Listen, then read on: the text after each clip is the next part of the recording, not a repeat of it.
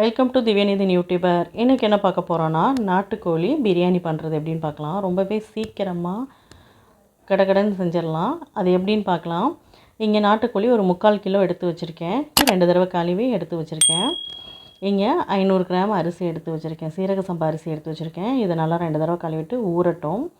இங்கே ஒரு குக்கரில் நாட்டுக்கோழியை சேர்த்துட்டு இது கூடவே 2 பெரிய வெங்காயம் பொடியாக கட் பண்ணது, ஒரு தக்காளி பொடியாக கட் பண்ணி இதோடு சேர்த்துருக்கேன். ஒரு கைப்பிடி அளவுக்கு கொத்தமல்லியும், 1 டேபிள் ஸ்பூன் இஞ்சி பூண்டு பேஸ்ட்டு, ஒரு கைப்பிடி அளவுக்கு புதினா, 2 டேபிள் ஸ்பூன் மிளகாத்தூள், 1 டேபிள் ஸ்பூன் மல்லித்தூள் சேர்த்துட்டு தேவையான அளவுக்கு உப்பு சேர்த்துருக்கேன்.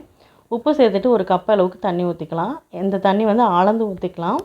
ஒரு கப் தண்ணி ஊற்றுனதுக்கப்புறமா நல்லா கலந்து விட்டுட்டு குக்கர் மூடி போட்டு ஒரு 3 விசில் வச்சு எடுத்துக்கலாம்.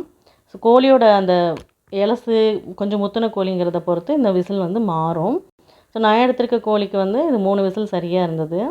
இன்னொரு பாத்திரத்தில் 3 குழிக்கரண்டி எண்ணெய் ஊற்றிருக்கேன். எண்ணெய் நல்லா சூடானதும் பிரியாணி இலை, பட்டை, கிராம்பு, ஏலக்காய் சேர்த்து 2 பச்சை மிளகாய் சேர்த்து தாளிச்சிட்டு கூடவே கட் பண்ணி வச்சுருந்த பெரிய வெங்காயத்தையும் சேர்த்து நல்லா வதக்கிக்கலாம். வெங்காயம் நல்லா சாஃப்டாக வதங்கணும். வெங்காயம் வதங்கிறதுக்கு கொஞ்சம் டைம் கொடுத்து வதக்கிக்கலாம். இங்கே இன்னொரு தக்காளி பொடியாக கட் பண்ணி சேர்த்துருக்கேன். கூடவே ஒரு கைப்பிடி அளவுக்கு புதினாவும் 2 டேபிள் ஸ்பூன் இஞ்சி பூண்டு பேஸ்ட்டும் சேர்த்துருக்கேன். இது நல்லா வதக்கிக்கலாம். இஞ்சி பூண்டு பேஸ்ட்டோட பச்சை வாசனை போயிட்டு நல்லா வதங்கணும். வெங்காயமும் அதே சமயத்தில் வதங்கணும். ஒரு தட்டு போட்டு மூடிக்கலாம். கொஞ்சம் நேரம் வதங்கட்டும். இடையில அடிக்கடி கிண்டி விட்டுக்கணும், இல்லைன்னா அடி பிடிக்க ஆரம்பிச்சிடும்.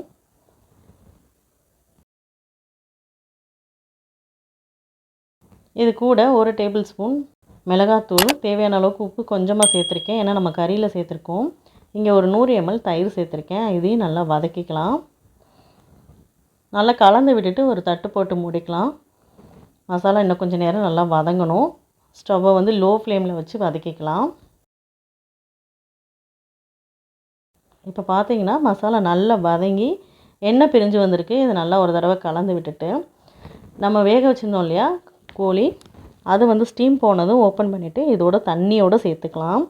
ஒரு 5 நிமிஷம் போல் இருக்கட்டும். ஹை ஃப்ளேமில் கொஞ்சம் நேரம் கொதிக்கட்டும்.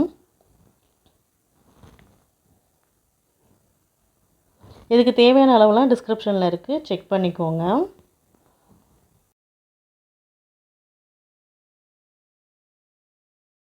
ஒரு படி எடுத்துருந்தேன். இதில் சுடு தண்ணி ஒரு கப் அளவுக்கு சேர்த்துக்கலாம். ஏற்கனவே ஒரு கப் அளவுக்கு தண்ணி இருக்குது. இன்னும் ஒரு கப் மட்டும் சேர்த்தா போதும். சேர்க்குறது சுடு தண்ணியாக சேர்த்துக்கிட்டா ரொம்பவே நல்லாயிருக்கும்.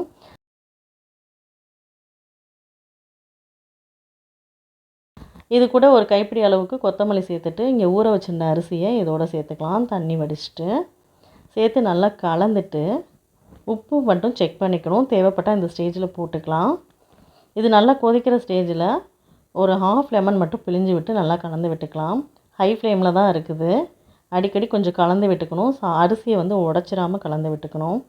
ஒரு தட்டு போட்டு மூடி ஒரு 5 நிமிஷம் ஹை ஃப்ளேமில் இருக்கட்டும். இப்போ நல்லா கொதித்து தண்ணி சுண்டி வந்திருக்கு. இடையில ஒரு டைம் கலந்து விட்டுக்கலாம்.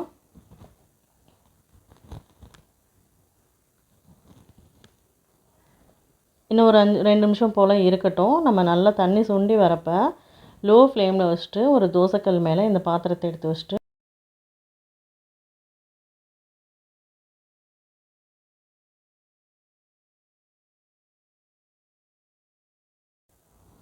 இந்த ஸ்டேஜில் பார்த்திங்கன்னா நல்லா கலந்து விட்டுக்கலாம். கலந்து விட்டுட்டு இப்போ தண்ணி நல்லா வற்றி வந்திருக்கு. அரிசியும் 3/4 பதத்துக்கு வெந்துருச்சு. இப்போ ஒரு தட்டு போட்டு மூடிட்டு ஒரு வெயிட் வச்சுக்கலாம். ஒரு 5 நிமிஷம் போல் லோ ஃப்ளேமில் அப்படியே இருக்கட்டும். இப்போ பார்த்திங்கன்னா நல்லா ரெடி ஆகிடுச்சு. இப்போ கலந்து விட்டோம்னா சாப்பாடு நல்லா உதிரியாகவும் அடிப்பிடிக்காமல் வந்திருக்கு.